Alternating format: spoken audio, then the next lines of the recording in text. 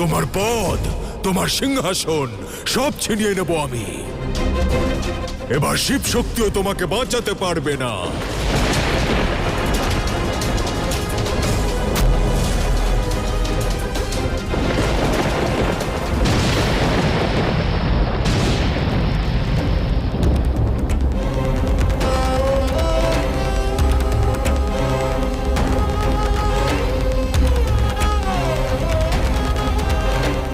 নারায়ণ, সংসারের দুর্গতি আপনিই আটকাতে পারেন।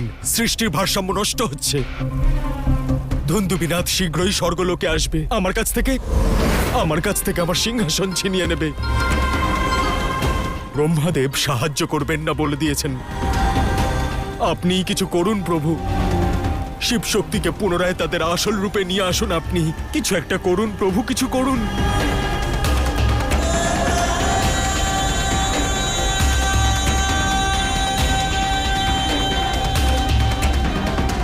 রুদ্র আর মহাকালীকে পুনরায় তাদের মূল স্বরূপে ফিরে আসতে হবে।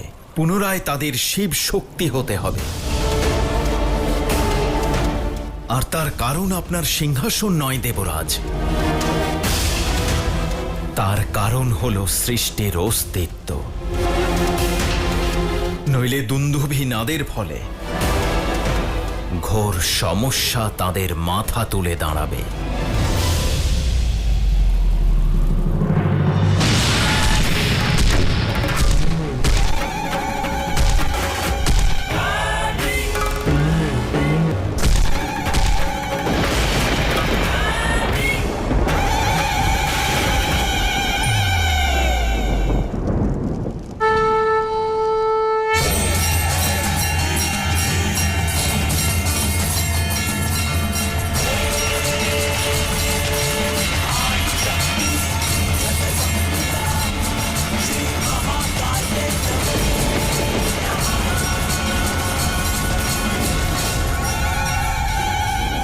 সত্যি এই সংকট উৎপন্ন হলে এই সংসারের সর্বনাশ নিশ্চিত, নিশ্চিত, নিশ্চিত।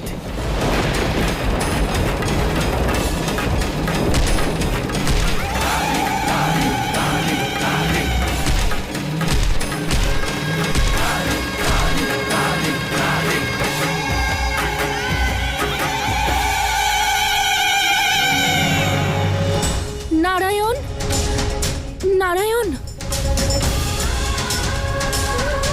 নারায়ণ, মনে হচ্ছে চারিদিকে সংকট ছেয়ে গেছে।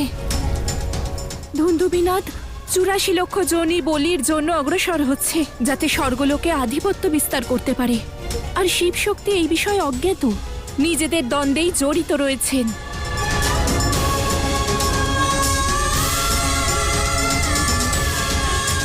নারায়ণ, যদি এমন হয় তাহলে ন্যায়, সত্য আর নীতির বিনাশ ঘটবে। আমি জানি দেবী। তাহলে ইন্দ্রদেবকে সহায়তা করলেন না কেন? দেবী লক্ষ্মী, আমি ইন্দ্রদেবের সমস্যার থেকেও অনেক বেশি, আরো ভয়ঙ্কর সমস্যার সঙ্গে যুদ্ধ করার প্রস্তুতি নিচ্ছি দেবী।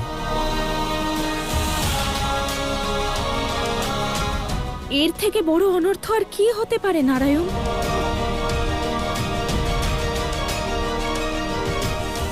জানেন দেবী লক্ষ্মী, এটা কোন মন্দির? জ্বালা দেবী, জ্বালা দেবী, জ্বালা দেবী। হিমাচলে অবস্থিত দেবী অম্বিকার ধাম। ৫১টি শক্তিপীঠের একটি? হ্যাঁ দেবী।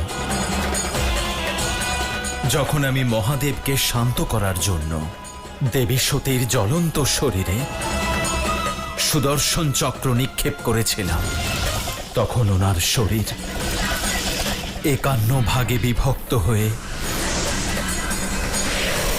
বিভিন্ন স্থানে পড়েছিল। আর সেদিন ওনার জিহ্বা এখানে স্থাপিত হয়।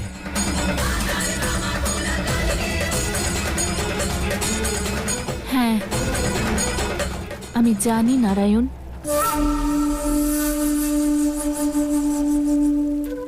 কিন্তু আপনি এটা জানেন না দেবী, যে সেদিন থেকে এই স্থানে আরো একজন আছেন, তিনি যার জীবনের কেবল একটাই উদ্দেশ্য, এমন কোনো বস্তু কিংবা ব্যক্তি কিংবা শত্রুর ওপর আক্রমণ করা যে এই মহাপীঠে সংকট উৎপন্ন করতে পারে। যদি জ্বালা দেবীর অস্তিত্ব সংকটাপন্ন হয়, তাহলে তিনি সংসারেরও সর্বনাশ করতে পারেন।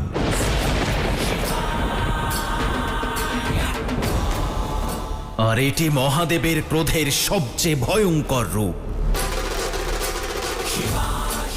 বীরভদ্রের থেকেও অধিক ভয়াবহ স্বরূপ। শান্ত কিন্তু সংহারক, সৃষ্টিকে কাঁপিয়ে দেওয়ার মতো বিনাশকারী মূর্তি।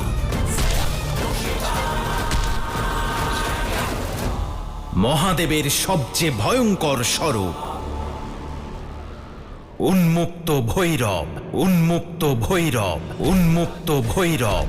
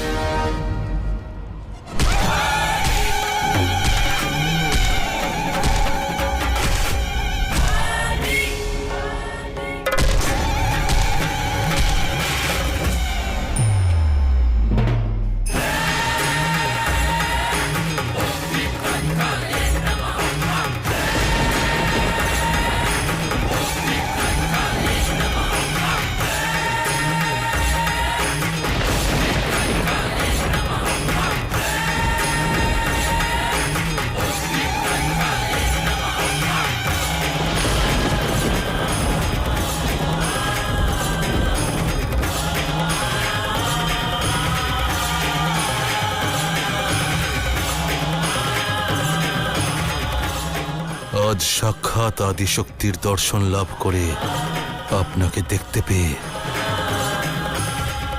আমি ধন্য হলাম। কিন্তু আপনার কোনো রূপকেই, কোনো স্বরূপকেই আমি এই মন্দিরের ক্ষতি করতে দেব না।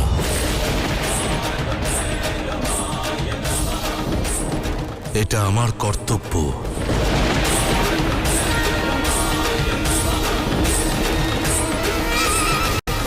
কাল আর কালই কারোর মধ্যে প্রভেদ করে না, তা সে মানব হোক, দানব হোক, বা ভৈরব বা ভৈরব বা ভৈরব।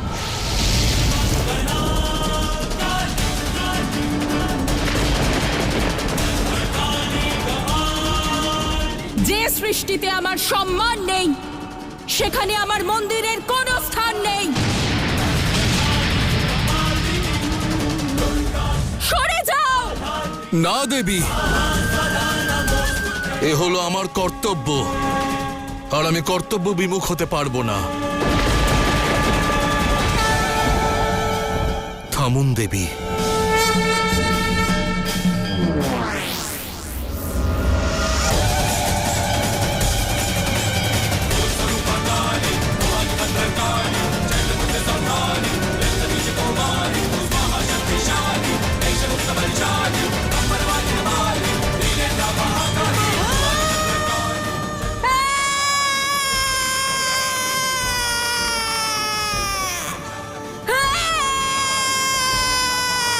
সাবধান।